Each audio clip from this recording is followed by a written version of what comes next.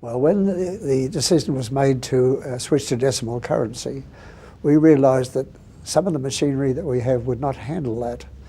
Some of it would, but we decided that rather than invest in more machinery, we would look into the question of computers. I rang up a relative who was the secretary of ESSO and said, "Jack, I believe you have a computer. May I come and see it?" And that was my first sign of a computer. It was I arrived up there for a sherry at 5 o'clock at night, only to find that the lights were out, and I never saw the computer there except a funny little box in the dark in the computer room. I think our strengths were we produced sufficient ideas and innovation in the way we structured the system itself. If we talk about the system of the accounting system and combined the general ledgers into it, combined the customer information files into it. These were things that banks worldwide were all struggling with.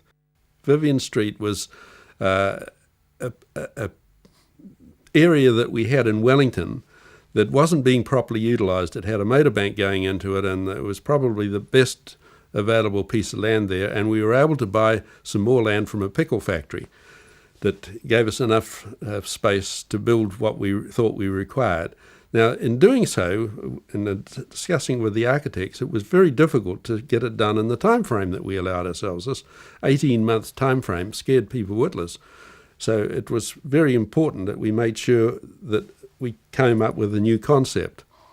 And though I do say it myself, we were pretty good at coming up with concepts.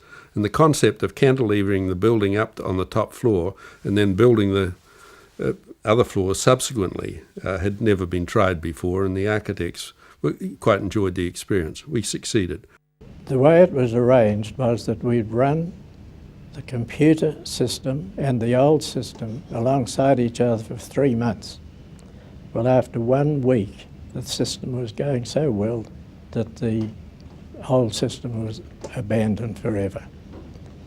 And after that, there were banks from around the world coming to see what we were doing, the ones that told me that we couldn't do it. At the time, I did a very simple Kiwi-type attitude as, why on earth is everyone reinventing the same wheel time over again? Why don't we just put one system together? And at the back of my mind wasn't the fact that we would try and set up DataBank. At the back of my mind was, let's look at the practicality of doing the Bank of New Zealand first and foremost.